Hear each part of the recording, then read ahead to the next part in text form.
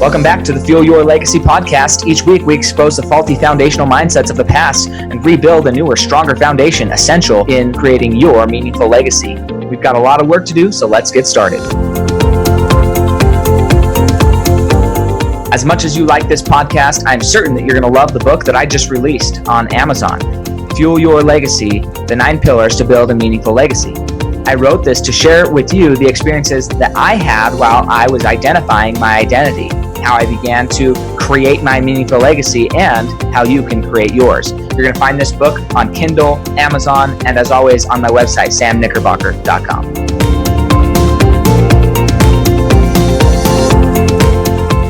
Welcome back to the Fuel Your Legacy show, and today we have a wonderful guest, traveled the world, has done some incredible things. We're going to have some good conversation here. We're going to call back to a previous episode as well. He doesn't know this, but we're going to because of his topic and how important I think it is. And I think he has a little bit more understanding, not that the last girl didn't, but he's played on more stages. Soccer, he's was, I don't know if you still are, probably once you are one, you probably stay fit to always be a professional soccer player.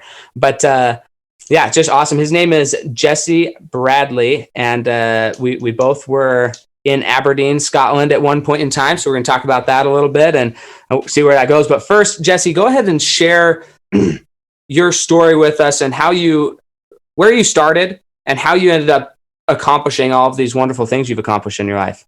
Thank you so much, Sam. It's an honor to be with you. I appreciate your podcast, your passion, helping people discover that legacy, identity, mindset, and let's dive in. For my story, I grew up in Minnesota on the University of Minnesota campus. It's the Golden Gophers for any Big Ten fans. And I went to all their games and hockey, basketball. I remember the old barn, it was shaking, and it just caught my heart. I told my parents when I was 3 years old, I wanted to play professional sports. My parents also got divorced when I was 7, and I didn't really know how to cope at that time. That was traumatic. I really turned to sports, and sports were such a joy, kind of an escape, and all the friendships that come as well. And so I played 3 sports in high school. I played basketball, baseball, and soccer. And basketball was actually really my first love, and I had dreams of going to the NBA. When you think about your dreams, you might have some initial dreams, and then they get shaped. And it could be based on opportunities, could be based on your talents. For me, to play in the NBA, I would have to be extremely tall or lightning quick. And I was neither. I'm 6'2", reasonably quick, but I could see that there was a ceiling with my basketball career. And yet, in terms of soccer and being a goalkeeper, the doors were opening. So we had a great 2 seasons, my junior and senior year in soccer. We won the championships in the Metrodome back then, like 6,000 fans. And out of that, the doors opened to play in college. And sometimes when you're on one level, there'll be a certain performance or a certain opportunity where you want to make the most of it. My junior year, the championship game in the Metrodome, I was in fear. I really was. As a goalkeeper, I felt so much pressure. And this was a stadium where I've been to so many times for Vikings games, Twins games, and I played terrible. It was kind of like too much analysis by paralysis.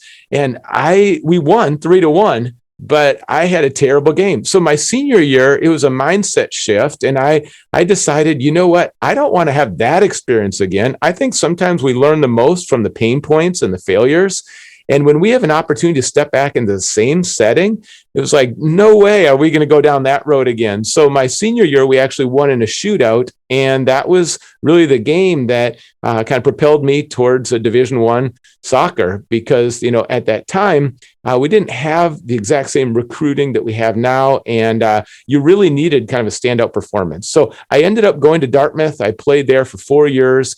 The coach was a former goalkeeper. He's a legend in Scotland, played for the national team there. Bobby Clark, he's, good friends with Alex Ferguson, who's a Man U legend. Now I'm getting into some soccer tangents. But Bobby, coached at Stanford, Notre Dame, New Zealand national team, Scotland, a number of places. And I was able to learn from him. And being a goalkeeper, I was just soaking up all his advice.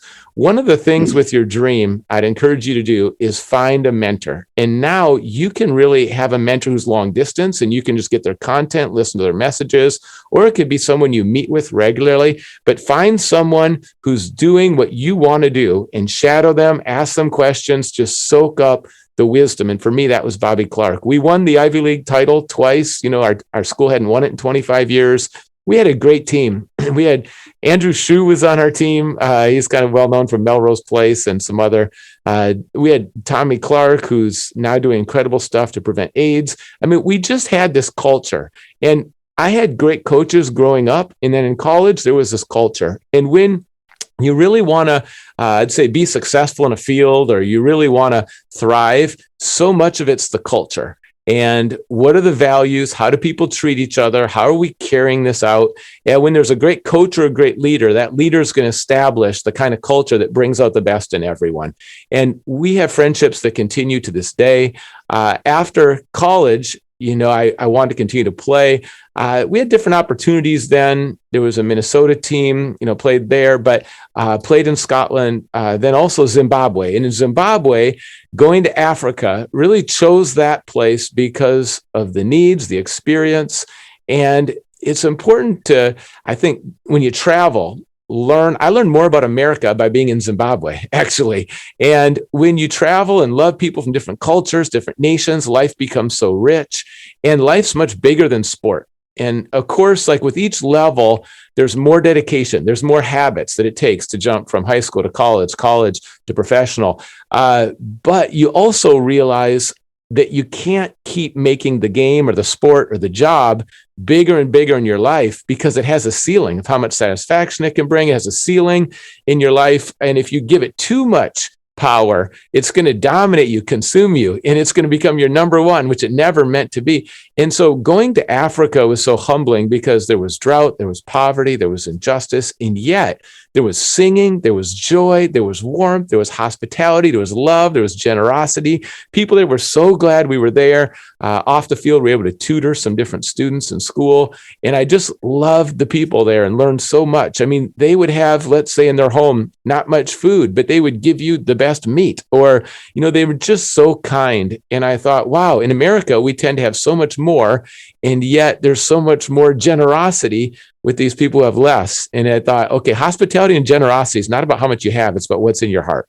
Things, and even your outward conditions, you can have incredible joy in life, even when your outward conditions are so bleak. And I was learning from them so many different things, but loved playing there.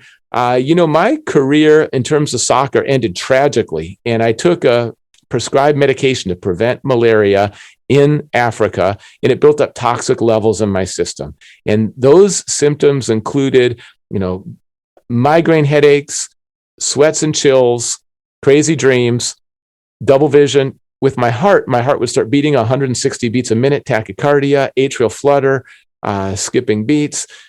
It was so much pain there. And also emotionally, panic attacks, the equilibrium was just thrown off. And with that, depression, some suicidal thoughts. I mean, just a range of stuff I'd never experienced before in my life, side effects, this medication. So sometimes with a career, life would be going one way and then it's not going that way anymore. And so there was both in my soccer career, kind of this ascent, and then also this trauma at the end of it. And yet I think I almost learned more in the trauma than the ascent. And some of those lifelong habits and some of those deep things I think are learned in the pain. And again, out of that pain comes passion. And so I just love to talk about both sincerely, what I learned as an athlete and the habits, the mindset, but then also what I learned as the career came to an end, in a crashing end. And it took me, I was fighting for my life for a year. It took me 10 years to recover. And that's my story on a quick overview. So thanks, Sam. Yeah, no, I am so grateful for you sharing that. I have so many questions that I think build and flesh out this picture of your life and what you've accomplished. And then I want to make sure we do hit on, because one of the things that you do is you help people in marriage and relationships. Yeah, that's right. We haven't really talked about that yet, but I do want to take the conversation and focus it in on that, because there's a lot of people who can benefit that. But I'm curious. So you're 3 years old. You have this dream to become a professional athlete. At 7 years old, your parents get divorced. What was go a little bit more into that, because a lot of times we have these childhood traumas, and those actually end up defining our lives for way longer than maybe is beneficial for us. Doesn't necessarily mean it's bad, but there's some things that could be better. But did your parents get remarried? How did that heal? Not just with your parents, but that can be a problem when now you're co-parenting. Different people have different parenting styles. If one person gets remarried, now you have the whole thing. Go into that, because I'm from a family of 11 kids. My parents are still married, thank goodness, and we all love each other now, right? There was a lot of crap that went on when we were younger, but now everything's great, and I'm so glad that divorce never happened, although it very well could have, and CPS could have taken us, and our family could have ended up very differently, and it didn't, and I'm grateful for that.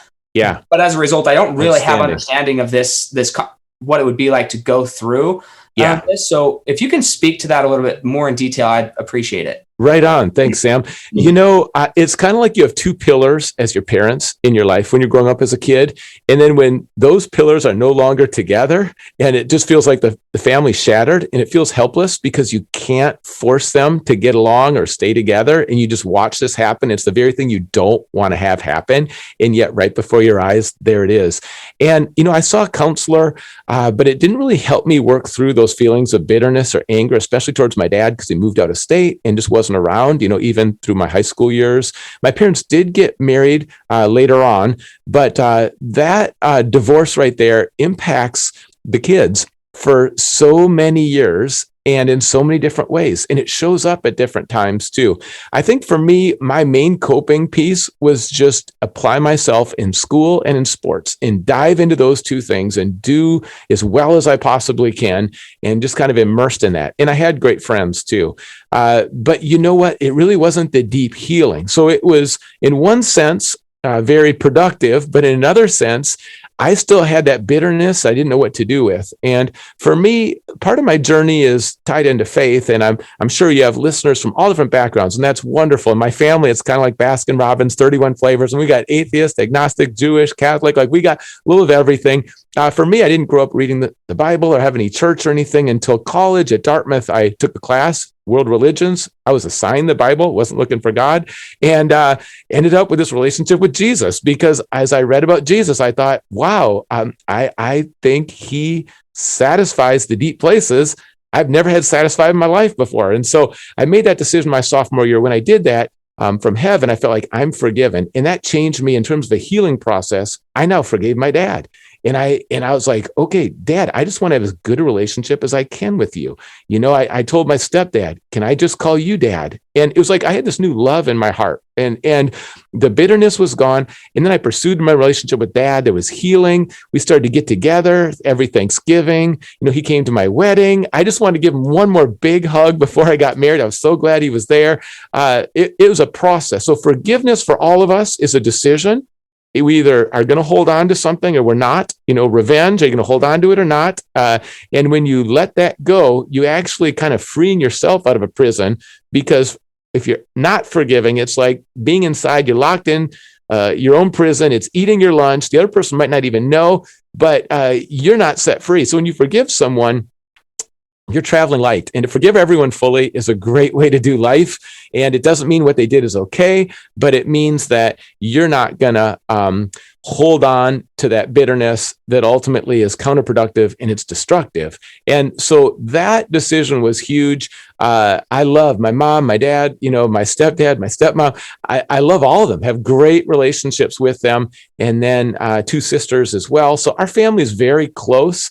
But it is brutal, and it's just sad. It's traumatic, and it affects you your whole life. One thing it did for me on the positive side, because I think there's always a redemptive side of suffering, and it's like, okay, where can we go with this? What can I learn? What difference could I make? And that led to for me, I've counseled a lot of couples, and I've had people come into my office saying they're going to get a divorce. And then we talk and we keep working together, and there's some prayer. And then, they're back together, they're going strong, and their whole family's intact. And when I get to see that for me is meaningful.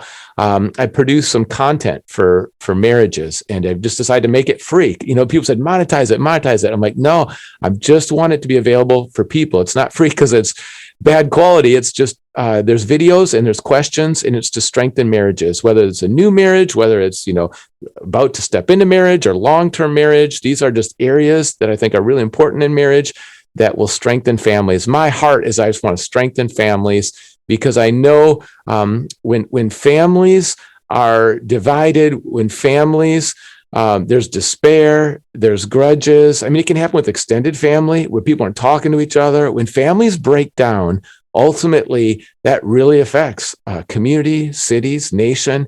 And so strengthening families, for me, I think part of it came out of that experience as a young child. And also we adopted a boy as well. Not the exact same situation, but my heart goes out to kids who need a forever family. And there's so many right now in the foster care system.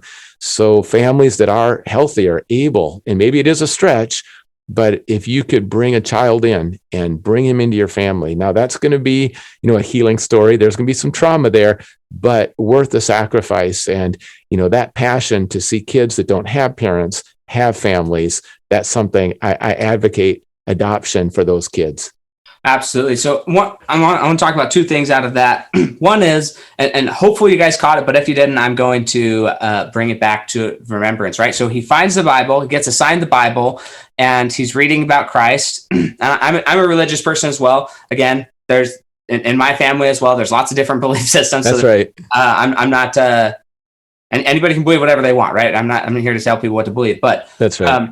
The first thing he said is he forgave himself. And then forgiveness came for his dad. It came for those other people, right? Once you can learn to forgive yourself and not judge yourself and recognize that, you don't have to feel negative energy. You don't have to feel sinful all the time. You can release any guilt and shame and all those things for any of that, and choose to live in peace and harmony with yourself. And when you get at peace with yourself, and I don't know about your experience, I can say from my experience, when I finally was able to let go of any judgment, guilt, or shame or condemnation of myself, it instantly happened where it happened for everybody else in my life. It wasn't like I had okay, I need to forgive this person for this thing and this person for this thing. It was like, once I loved myself unconditionally, I instantly loved everybody else unconditionally. I stopped completely condemning other people for the way they were being, because I just love myself enough. And so it's an interesting thing, and it's hard to express until you experience it, at least in my experience. People are like, well, that doesn't make sense. I'm like, okay, well, when it happens, it will make all the sense in the world. So just keep putting in the effort and it'll eventually happen. I don't know what else to tell you. But so that's one thing. The other thing I want to talk about, and this is a harder question. I've asked it of a few marriage therapists, and I just don't, I work in an industry where I help people have conversations about money with each other and facilitate a financial conversation, which is a leading cause of divorce, right? So that's right. I end up in although I'm not a counselor or a therapist or anything, I end up in very interesting situations where I end up facilitating communication. That's right. Okay. Yeah. And this is the part where, as much as I am in favor of marriage's healing, and I believe that if people are willing to put in the work, healing can occur. At some point, and this is the hard question that see if you can answer it, right?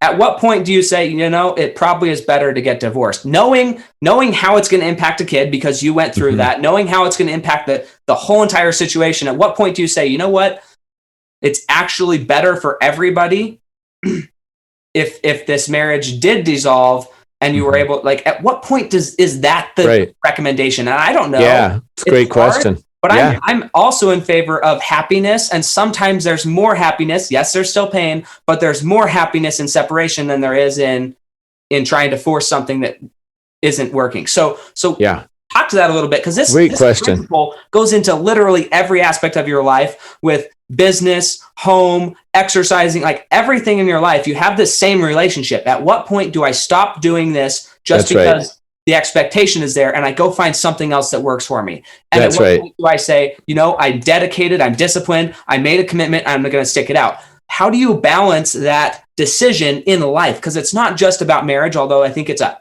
fantastic case study to talk about it, but it's everything in life. It's professional sports, it's exercise, it's everything. So how does one make that psychological decision about when to move on and when to stick it out and be dedicated? It's great insights. And I think the two that you mentioned are connected. Like you say, I think three kinds of love. I think there's a love from heaven. I think there's a love for yourself, and there's a love with other people. And when that love from heaven and love for yourself is solid and that foundation's there, it is like an overflow for other people. So in marriage, I think having those first two, the love from heaven, the love for yourself, I think that's going to change the way you treat the other person. Now, when a marriage, to your situation that you brought up, when your marriage is really on the rocks and it feels hopeless and you're just wondering which is the better decision, should we even stay together? It probably didn't just happen overnight. Okay, it's probably been a process of years, and there's probably some things at the core that need to change. And the question is, are people willing to change? I believe marriage is probably the greatest opportunity to grow in life, because when you first meet someone, they say opposites attract. And I know for my wife and I, you look at Myers-Briggs, you look at the personality tests, it's like we are the exact opposite on all these tests. And because we need each other. We need balancing out each other. That's important. But then opposites initially attract, now opposites attack. And you no longer value the other person and how they're different, but now you're trying to change them and force them. So how do you assess this? I would say I've seen couples separate and come back together. Sometimes the relationship is so toxic, you really need to step back and separate. I don't think with a threat of, I'm going to divorce you and you better do that, but step back and say, okay, how can I grow? What counseling do I need? What new habits do I need? What changes in my mindset? And I've seen couples separate and come back, but also I've seen couples work through stuff that they're convinced is going to be a divorce, work through it. Now, I think there's some keys here. One of them is in the area of communication. Another one is conflict resolution, right? Another one is expectations, unspoken expectations. Like there's common themes. When I meet with couples, premarital counseling, 100%, like everyone's in love. Everyone thinks their marriage is going to last forever. And I bring up stuff like conflict, and they'll say, oh, we're great at this. We're great at this. Almost everyone thinks they're great. Well, what we don't realize is that we've got habits that are personally that aren't healthy. We've seen things sometimes from our parents, or we've picked up things in the culture that aren't going to help that marriage to be vibrant. And we bring those. We both bring those. When you're single, you don't think you're selfish. And then you get married and you realize, I am kind of self-centered and I am pretty strong and I dig my heels in. And, you start to realize things that you need to grow in. Marriage is very revealing. And if you're not humble and you're not honest, the marriage won't grow and you won't have the healing. You've got to have the humility to own your stuff, to apologize, and you've got to have the humility to be teachable, to learn some new stuff. The marriage is right where it's at because it's perfectly set up to be that bad. So you got to step back and you say, okay, what are we dreaming? What's ideal? I love that question. What's ideal? What do we want this marriage to be like? And then what you find is that both people actually agree. They want the same stuff. They want to get along. They want to parent well. They want to bring out the best in each other. They want to be close. I mean, marriage is physical, it's intellectual, it's relational. I think it's spiritual. There's so many different pieces to marriage, and you want a holistic marriage. And I think both people overall say, yeah, we want that. Okay, well, how are we going to get there? And then that's the next process. They have to kind of identify what those steps are. And then, okay, what's our plan? And what's the accountability? And what I found is if people are willing to walk through that, some of them have a closed mind. And because when there's pain and disappointment, some people harden their hearts and they put walls around those hearts.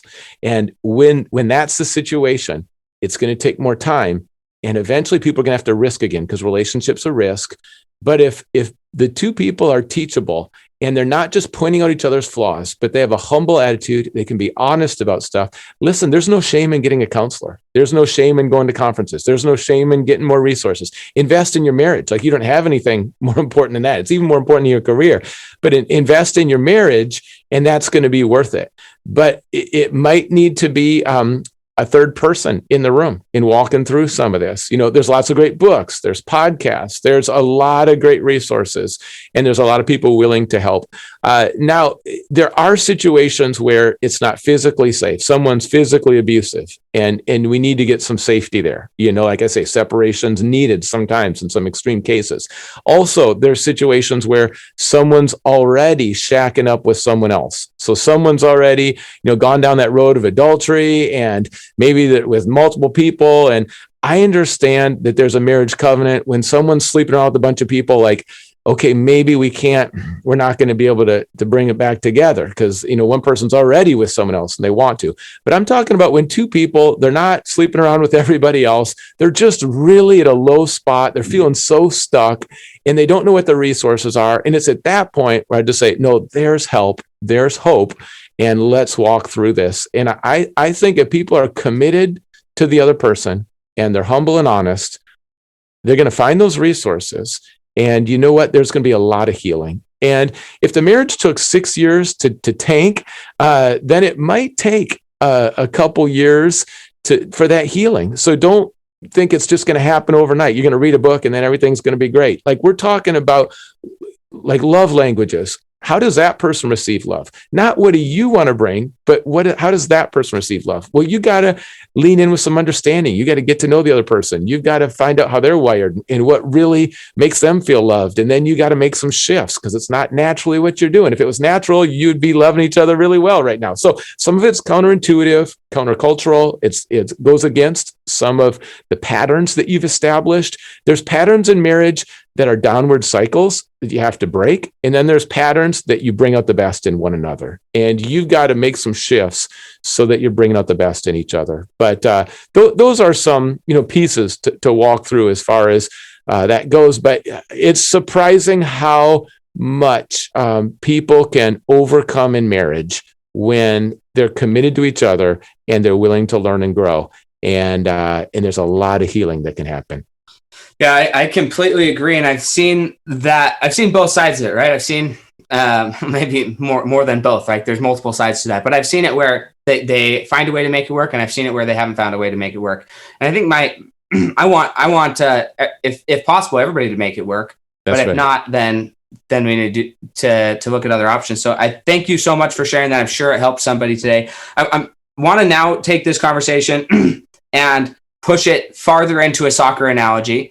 Okay, so for those of you who heard the first part of this analogy, it was back with, I forgot her name, a few episodes ago, Kylie Hansen. That's what it is. I'm not sure exactly the episode number, but go listen to it. But we're going to have this. So she didn't play goalie. So you play goalie. I played soccer growing up from like age 6 to I think 13 is when I quit playing. So loved it. Most of the time I was a goalie. Occasionally I was like a forward or a midfielder, right? But I had pretty bad asthma, and running and stopping wasn't my friend. And so goalie was a good position for me. But for those of you who don't know about soccer, where is the goalie limited as far as their movement? Where can they go on the field versus the other players? Mm-hmm. Do they have any limitations? Right. So a goalkeeper can use their hands in the 18-yard box. That's the area around the goal. But goalie can run out beyond that. Some goalies are more risky. It's kind of a good metaphor for life. And some of them stay a little closer to the goal. But I think the best goalies do move around quite a bit, because you can make plays outside of that 18-yard box. Like, you can head a ball. I remember in college, it was a game against Princeton where I was able to come out of the box and hit a ball. And that play right there was like a key play in the game. And if I was playing it cautious, I would never have been involved. And the guy probably would have come in a breakaway. And if the breakaway, a lot of times they score. So goalies had different styles. But I would encourage goalies to move out beyond the box. Goalies develop foot skills early on in soccer because it's not just the hands anymore. You got to be able to play with your feet. So that the way you played a lot of different positions, that would help you as a goalie. I just laughed a little bit because, early on, the coach just throws in the net, whoever doesn't want to run or whoever looks like they can't run. And they're the goalie. Yeah, that was neat. And it was totally fine. But point is, the goalie really can go anywhere on the field that they want, and inside the box they get some special privilege. So if they wanted to, theoretically, they could, if they were this good, they could run from one end to goalie, they could run all the way up and score a goal on the other end. Like, they have this ability as far as they're not limited by positions. Not that anybody's really limited by positions, but it's really uncommon that anybody would leave their position. Yeah. But as a goalie, the reason I bring this up is the goalie is really like the quarterback. You'd think, really? How's a goalie the quarterback? He's on the other end of the field. He is the quarterback. He is the one who 90% of the time he's sitting there watching people screw up or do well. He's the one who's there feeding good feedback. He is the leader of the team. Even though he's back in the box, he is the leader. And so now you're in a mentorship counseling type position. I'm in a mentorship counseling type position with my other career. So one thing I love about soccer that I haven't really seen in other sports, and you've played multiple sports, but is the level of triangulation and geometry used by the best teams. You always maintain open, make sure they're always matching up. And whenever there's pressure, handing off the ball. And unlike pretty much any other sports, potentially basketball or hockey, I would say hockey probably fits in this as well, but there's an enormous level of passing backwards with good soccer teams. Yes. They are just fine retreating all the way back to their goalie so that they can kick that sucker back out rather than trying to punch up the field and potentially lose control. Yes.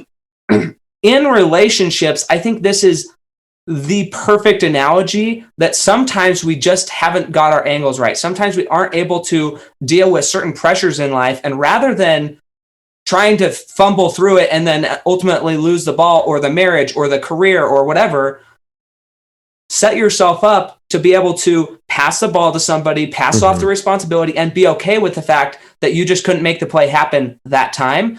Reset up and go at it again. And sometimes you need to go back to the goalie. You need to go back to a counselor. You need to go back to God. You need to go back to these person who are seeing the overall. Great. So anyways, I'll go into a little bit more of the actual soccer practical nature of being a goalie, and then go and relate it to what you're doing now and how that relates and how somebody else could maybe benefit from utilizing a goalie in their life, whatever that looks like, God, other mentors, counselors, whatever. That's an excellent metaphor. The goalie has a unique perspective, can see the whole field. And I think sometimes, like a parent, when you're parenting, you see things in your kids that they're doing, areas they need to grow or move, and you want to speak into that.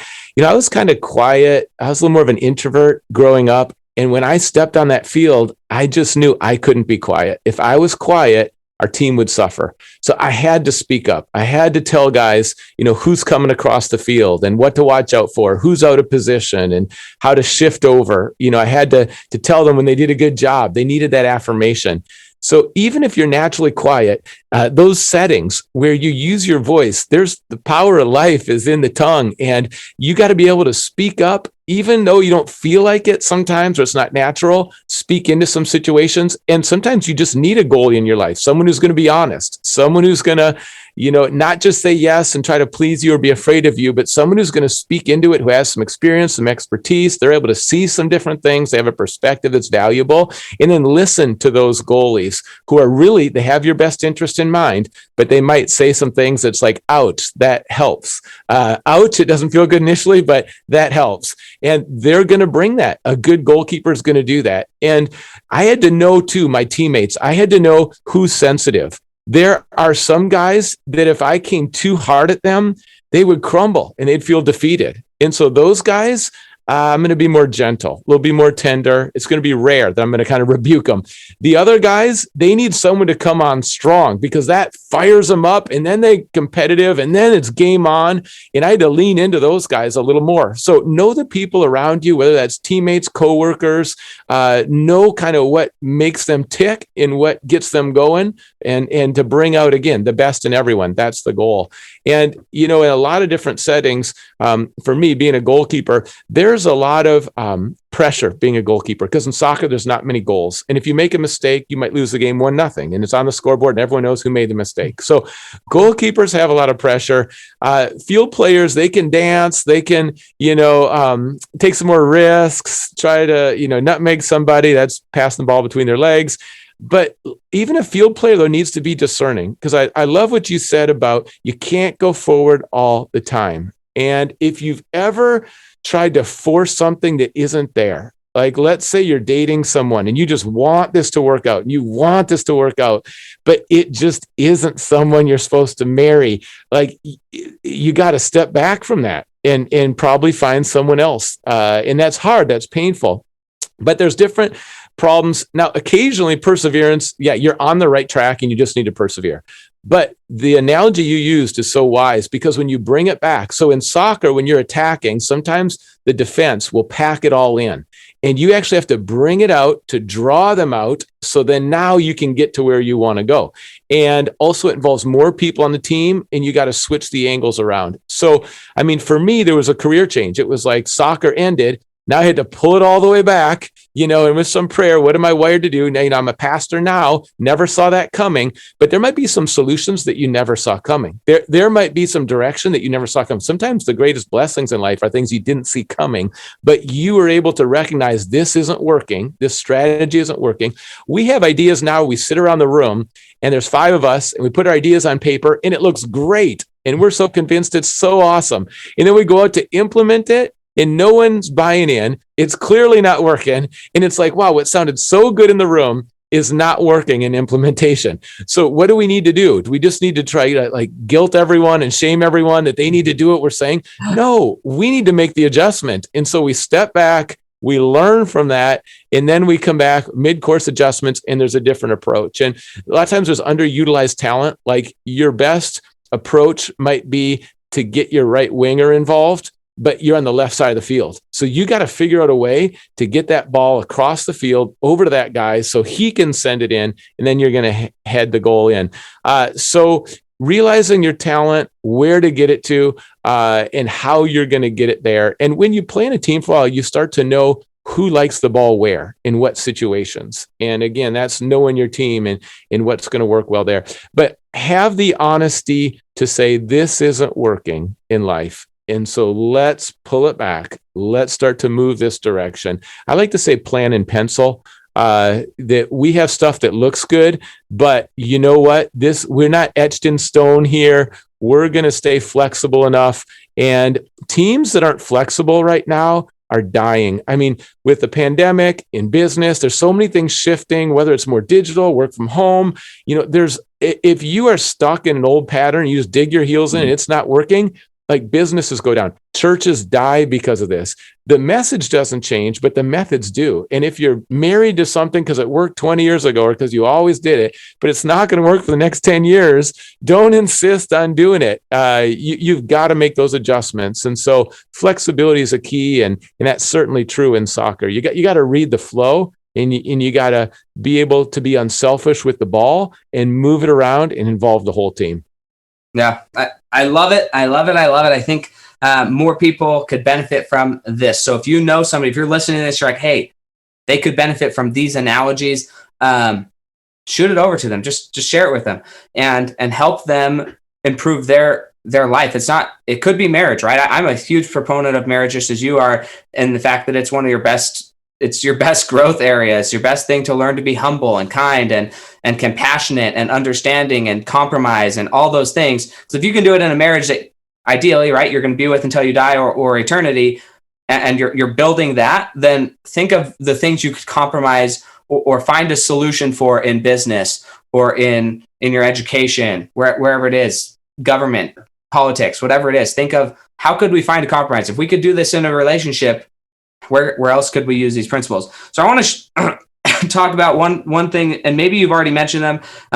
For those of you who haven't kept track of the things he's been mentioning as far as communication, conflict resolution, compromise, compassion, I think those are some of I think they're habits. I don't think they're necessarily innate. I think that people have to develop them as habits, but I think they're essential for success. But what are the difference as you went from high school to college to pro life? What were the different habits that you had to adopt to operate fully at the pro life? Because I think most people who listen to this, they want to get to a pro life, right? They want to get to a pro life in business, in relationships, in family. They're going for the best of what they can accomplish. So what are some habits that are equally applicable no matter where you're at, religion, business, family, pro athlete, whatever? They're just winning habits. Like, what are those winning habits that are essential for people to create in their life? That's great. I would say that, when it comes to habits in sports, at each level, the intensity goes up. And if you don't acquire those new habits and you don't cultivate those, there's a ceiling and you're going to stop. I remember getting to college and it was the first time we ever had a nutritionist. We didn't have that in high school. And you get to college and all of a sudden I'm learning about the value of protein and, how many fats and what kind of fats you should have and what foods bring different nutrients as well. And it was eye-opening. It's changing the way I eat. It can be basic habits in your life and it might sound really simple, but getting enough sleep and your exercise and your eating. I mean, just watching those three for me, that's going to help me in all realms of life. Those are three I've just watched. And yes, as an athlete, it was massive, but it's continued after that. Again, that sleeping, exercise, and eating. And those for me are essentials. I guard those in my schedule and I make sure that they're going to be there. They're like the boulders that go in first, and then you can put in the smaller rocks after that. And that analogy with a jar, but finding those things. Also, there's the habits and the discipline of specific skills. What are the skills that are needed at that next level? So in terms of being a goalkeeper, distribution, that's accuracy, whether it's throwing the ball, distance, kicking the ball, goal kicks, punts, drop kicks. Like I spent extra time. I just get the balls out. No one's around.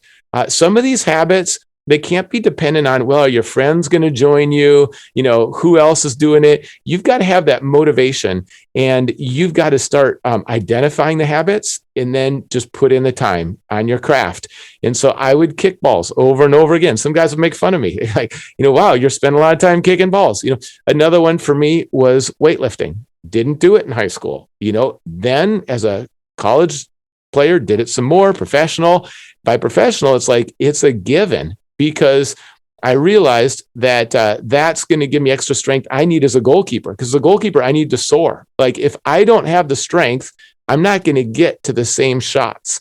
But if my body is, the muscles are there, in certain training exercises with diving, like I can start to get to the corners, and that's key as a goalkeeper. So you realize that you kind of maximize your potential when you build in these habits. Habits are life-giving. Habits, I think, are transformative, and habits are that foundation. Habits are a choice. When I got really sick and my career ended, I started to do some habits. One of them was being thankful every day. I started to write down 10 things I'm thankful for.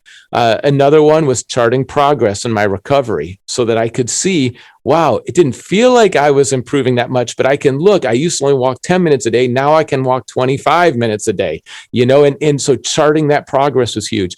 In the intensity of the side effects of the medication and everything that was flooding my mind, I had to get in the habit of between the ears, realizing what isn't true. When a lie comes in saying, nope, that's not true. Like a suicidal thought comes in, nope, I'm not going to harbor that, embrace that, believe that. I can't control the first thought, but I can control what I do with it. And so I'm going to move that other way. And then I'm going to intentionally choose something else. I mean, that was the first time I really started to memorize the Bible because my mind was going in the ditch and I was focused on what I don't have in my life anymore. And so I knew I had to intentionally put things into my mind and say them and repeat them and believe them. And that's positive thinking. Get rid of the stinking thinking. That mindset is a huge one.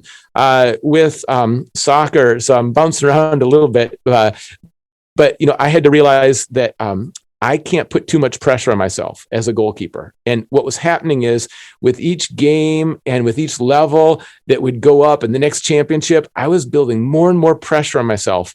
And, you need some adrenaline to play well, but then there's a point where that extra intensity and adrenaline is actually detrimental. And so you want to stay in that peak zone. And so for me, prayer was one thing that helped me because it just realized there's a bigger picture into life than just this game. And also it's not all on me. Like, God, please help me to have quick reactions, to have, quick feet today. And it just kind of relaxed me. Sometimes telling jokes or just laughing with the guys, it just changed the atmosphere. And so being able to step out of this ultra intense mode, which I need in certain situations, but I didn't need to carry that. And then I started to lose the joy of the game. And then instead of, sports should always be fun, then it became, something with white knuckle. And that's when I start making bad plays out there too. So different areas of life, but recognizing what are the habits that are most transformative. And then how do I commit to and form those habits? Sometimes you might need accountability. Sometimes, it helps me to write it out with a chart. And that's how I'm wired. If I have it on paper and there's a little box to check, not that I make everything in life checking the boxes, but for me, that structure helps me. It's not legalistic. It just helps me stay on track and remember, okay, here's my morning routine. Okay.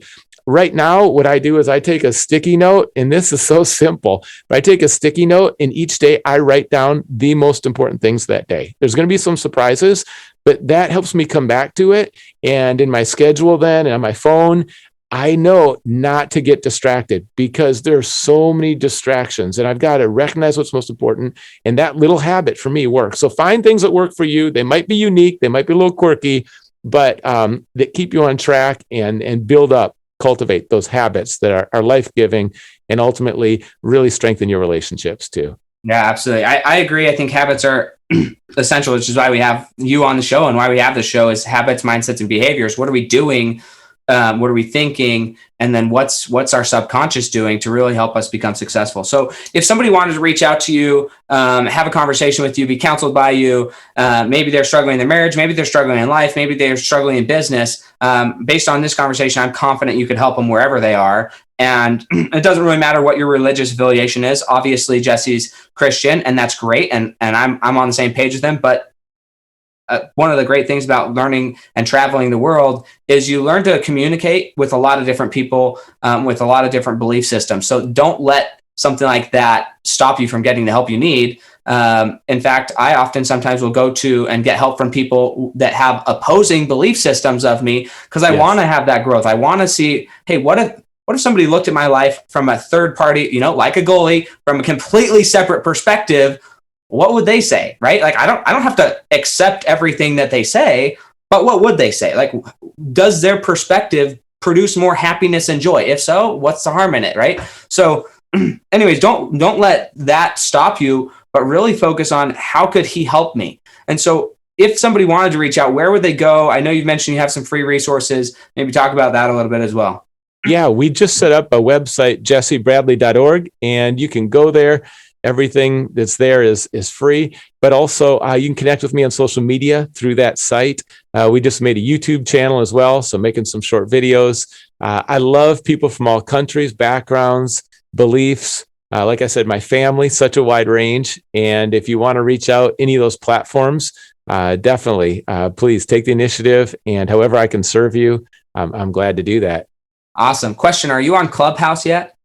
I am on Clubhouse now, and that's exciting. I love it that there's a platform where you can have conversations because I think conversations is where so much learning happens. And rather than just posting a picture or a comment, you actually get to talk with people. And then there's people from so many different fields and you learn from them. So I've been on there a few weeks now and just formed a club too. So yeah, definitely. Cool. Let's connect on Clubhouse. Please reach out. Yeah, it's outstanding. I think there's a lot of potential there for religious leaders who want to be able to share with people all over the world, especially not that everything has to be monetized, but they're going to start monetizing it. And I think that's going to be an interesting way to go for Bible studies and for for people who want to share that knowledge and for that's where that's their full-time profession. I think there's a lot of opportunity there, better than even YouTube or some of these other places, because it's live interaction from around the world. It's unlike anything that has ever been created to this point that I'm aware of, and it's awesome. So much potential. Yeah, absolutely. So here's the not the $1 million question, but 5 questions, legacy on rapid fire. Are you ready to go? Here we go. Perfect. So what do you think is holding you back from reaching the next level of your legacy today? For me, it's taking risks. And it's easy for me to stay in a Christian bubble or circle or echo chamber. And just like you referred to, I want to connect with people that are in a wider audience. And like you say, learn and have conversations. And so I'm starting to do that intentionally now. And it's exciting. Awesome. Love that. And what do you think your greatest accomplishment has been? A lot of times I think it's actually in what we overcome. And so when I talk about a 10-year recovery, I'm thankful for God's help because I'm thankful for people's help. I believe that, in one sense, you can say it's your greatest accomplishment, but it's often been said, a turtle didn't get up on a signpost all by himself, and I look back and I'm just so thankful for all the help and all the things I am learning right now. But I would say more than the achieving or doing on certain awards, I think it's been the overcoming. Awesome. And what's the hardest thing you've ever overcome? When I felt like I was on the verge of losing my life and losing my mind, and it was a drug that I didn't see it coming, and it was prescribed medication, that was the scariest moments. Those were the scariest moments of my life because you feel so out of control, and there's no place you can just turn to for help. You've just got to endure it. And that was a fierce, fierce battle. Yeah, that's crazy. And what are 1 or 2 books you would recommend to the Fuel Your Legacy audience? Yeah, I mean, of course, to kind of stick with the faith theme, I read the Bible every day. Even if you aren't that interested in God, the Bible just has so much wisdom. Like a book like Proverbs, it just talks about life and decisions and relationships, and they're just principles. They're like short sayings that are, it's a great place to start if Bible's new, and you just want some of that wisdom. The book of Proverbs stands out. But there's been so many. For me, one in my career, Fresh Wind, Fresh Fire was a book I read that just kind of rocked my categories. I read a book, Eyes of the Tailless Animals, just learning about conditions in North Korea. Like I had no idea how difficult it is there. And I read that book. And so I think, choosing a topic and then those are a couple on, wide range of topics for me, but those have been valuable. Cool. Love it. Okay. So this is the final question.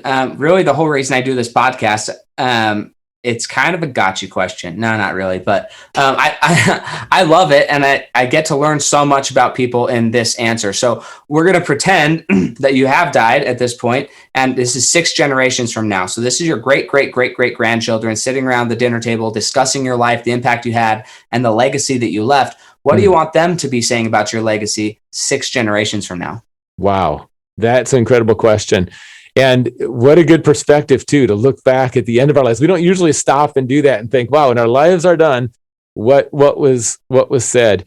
I would say that I certainly hope my family, because I'm with like a big church all the time, but I think the most important will be my family. And they're the ones who know me the best and authentic. So I think if my family said like I was very loving, authentic, and passionate and consistent, those would be high compliments. And I hope that I do everything I can. This is maybe bigger. He did everything he can to love people, to set them up well. And I think my strengths now are more in the spiritual, relational, emotional, and that I invested my life so that other people could experience an abundant life. I think that would be it. Awesome. I love it. Thank you so much, Jesse, for coming on. This has been a great conversation. I love these conversations, and I love just learning from other people and other people's lives experience. We didn't even get to half of the things I wanted to talk about, but that's time for you. I'm grateful for what we did talk about, and I'm grateful for you taking the time to share your wonderful wisdom, knowledge, and experiences with the group. If you're listening to this, please just go ahead and like it, or I don't know where you're listening, right? You might be on somewhere you like it. You might be on somewhere you leave a review. You might be on somewhere you put a 5-star. You might be just share it with a friend, share it with somebody who could benefit from it. But the reason we do this is to help other people benefit and grow their habits or mindsets and behaviors so that they can achieve success and fulfillment and really be living the life that they want. So if you're listening to this and you feel that this could benefit somebody else, please go ahead and share it. And then also go and find Jesse Bradley on his website, and then find him on Instagram, Facebook, Clubhouse. Clubhouse, if you're not on Clubhouse yet, go buy a new phone so you can actually get on. It's awesome. It is definitely a revolutionary way of communication, and I'm grateful for that. So thank you so much, Jesse. Thank you, Sam. Appreciate your insights, the opportunity to be with you on this podcast, what you're doing, and also goalkeepers got to stick together. So thank you. Amen. Yeah, no problem. And we'll catch you guys next time on the Fuel Your Legacy Show.